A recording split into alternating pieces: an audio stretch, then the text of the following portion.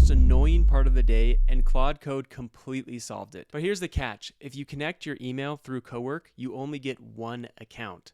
And so the second that you get a personal account and a work account, or multiple accounts that you need to connect to, you're stuck. I know I just said Claude Code, and maybe you're thinking, I'm not a developer, that's the scary terminal thing, or coding's not for me, but watch this. I type what I want in plain English, give me a summary of all my unread emails, I press send, and it pulls from both of my inboxes at once. You set up just one time, and after that, it's just like a normal chat. The more you use Claude Code, the more you realize that Cowork is just a lockdown version of it. And once that unlocks, a lot opens up. In this video, I'll give you the exact one-time setup that you need to connect Claude to all of your email accounts, explained clearly with no coding background needed. And I'll do it live by connecting two of my own Gmail accounts. And if you follow along step by step, by the end of this video, you'll have the same thing working on your own machine. Let's get into it. To start off, you're going to need a Claude.md file. And if you don't know what that is or don't have one of those yet, all you need to do is go to my link below and download it for free. Once you've done that, you're going to create a new folder. I called this folder multiple email accounts, and I just clicked and dragged that file into that folder. Once you're done with that, you're just going to come back to Claude Code and open up that multiple email accounts folder, or whatever you called it, and then just ask Claude to set up the folder based on the Claude.md file. And you'll press go. Once that's done, you'll start a new chat reference to the same folder that you just set up, and then say something like, help me to set things up so I can communicate with you about two different email accounts that I have through Gmail. Then we'll let that run, and I'm running on plan mode right now. That way we can read through its plan and understand where it's going to go before we hit approve. That way we can make sure that it's not going to do something random, and we can approve and make sure that we're on the same page as Claude before it takes any action. Then it has a few different questions for me. These questions might be similar for you. They might not. Just answer them to the best of your ability. It's AI, so it's not always going to ask the same questions every single time. So the first question is, how much access do you want to give Claude to your email? Do you want it to be able to read and draft only? Do you want it to be able to send messages? Do you want it to also organize your Gmail? So I'll say that I want it to be able to read, draft, and send based on my messages. And then for the second one, this is the more important one. We want it to send through script-based Gmail API. So it basically means that it's going to write code for itself that it can access Gmail directly. Instead of using these native connectors straight through the Claude app, that way you can connect to multiple things at the same time, and it'll actually even give you more access to do more than you would be able to do with a straight Claude connection. The biggest thing that you're going to be looking for is to make sure that it's connecting through these OAuth tokens. Then lastly, it just needs to know what kind of Gmail account we're going to be connecting for these. For this example, I'm just going to walk you through how to do these for personal Gmail accounts, but it can also walk you through how to do this for workspace accounts as well. It came back with its plan. Let's give this a quick read through to make sure this is what we need. You can see that it's going to be accessing through script and Google API access and OAuth tokens, which is what we want. It's going to be able to read, draft, and send. And then down here, it tells you exactly how it's going to accomplish all of these things and build all of those files. So accept the plan and let it go. Great. So now that that's complete, the only thing that's left for us to do is to set up our credentials through Google Cloud.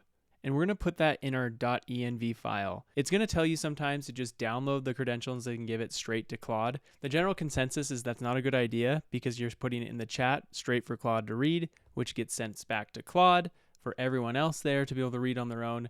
So the safest thing to do is just to put it in the env file yourself. Basically all it is a file that has a list of passwords that gives back-end access to your code to be able to get into things like Gmail. So I'll just respond to Claude and say, set up my .env file in a way that I can just paste in all the credentials that I need once I get them from Google. Okay, so now that that's complete, you can see that it made the edits in the files. I'll show you right here. It says edited.env, and so you can click that drop down, and you can see that it has my Gmail account Andromedus for my demo Gmail for this one. Then it has my personal email above, and then down here it has those blank spaces to be able to add in our client ID and client secret. And that's what we're going to be getting next, which is exactly what it describes down here. So the first step is we need to go to Google Cloud Console, and you can actually just click on the link that it gave you. And if that doesn't work for you, you can just search up Google Cloud Console. First off, you'll make sure that you're signed in to the correct account. There's my Andromedus demo account. Then you'll open up a new project by pressing select a project, then new project, then call it whatever you want. I'll call mine email account connection. We do not need an organization. We'll press create. Then you'll see this green check mark at the top right, letting you know that the task is finished and that you're ready to set up that project. Next, you'll enable the APIs. You'll just go over here to the menu.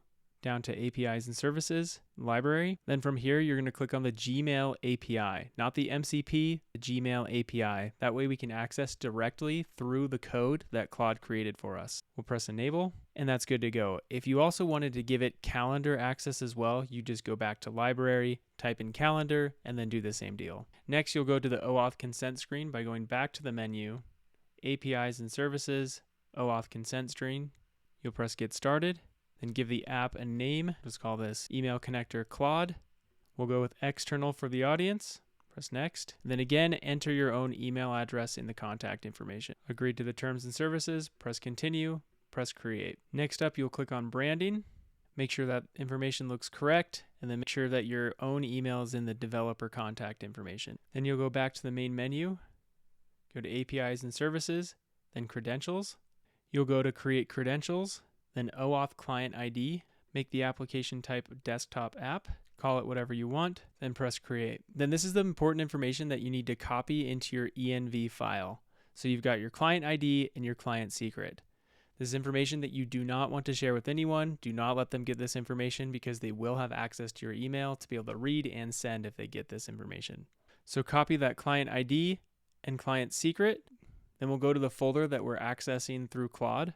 And then if you're on a Mac, you're going to want to press Command-Shift-.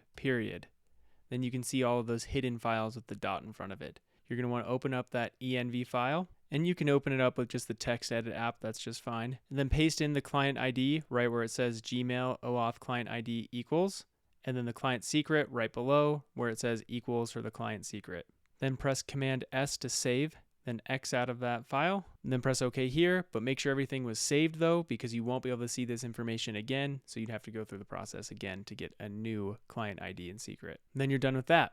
Small note, I did notice that I did this all in the My First Project section instead of that email account connection project. That's totally fine if you did the same thing, but just so you know, it's in My First Project that I created it, not the email account connection. If you wanted to, you can always click on that email account connection and then go through that same process to get through this.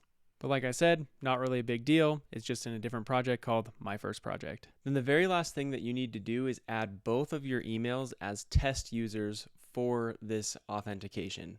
So we'll do that by going to OAuth consent screen, audience, then scroll to the bottom and press add test users, and then add in the email for both of the emails or all of the emails that you're going to be connecting.